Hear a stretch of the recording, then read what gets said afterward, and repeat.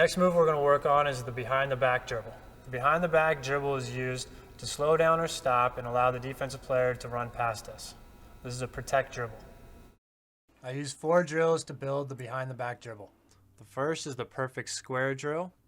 Second is a behind the back constant to half court drill. Third is the 2 dribble behind the back drill.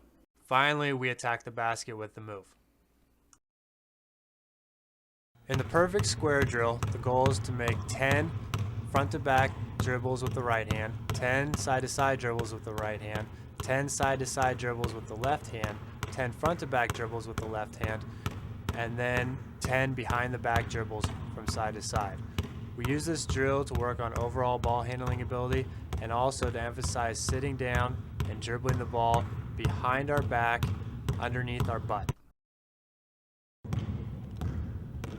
In the behind the back constant drill, the athlete proceeds up the court dribbling the ball behind his back with each dribble. The goal is to dribble the ball directly behind the athlete's body.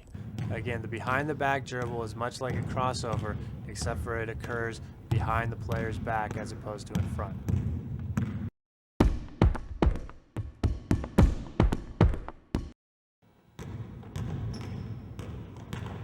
In the 2 dribble behind the back drill, the player takes 2 dribbles forward, then dribbles behind her back, then takes 1 dribble forward behind her back. The goal is to extend away from the defensive player on the 1 dribble, stop quickly, and have a quick short dribble behind the back.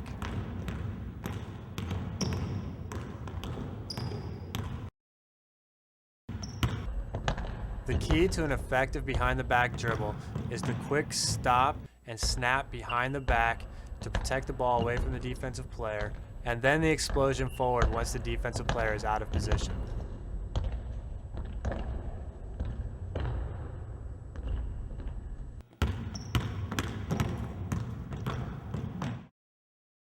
The behind the back move is a useful move to use when slowing down or stopping in order to protect the ball away from a defensive player.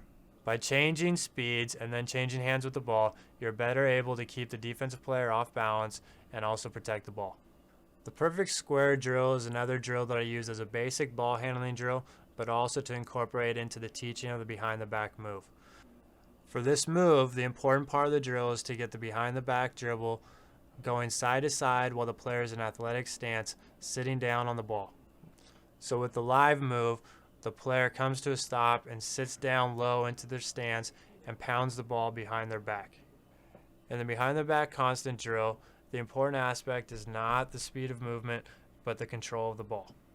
Typically, when initially teaching this move, I'll use the behind the back constant drill 1 time going up and down the floor, and then move to the 2 dribble behind the back drill going up and down the floor 1 time.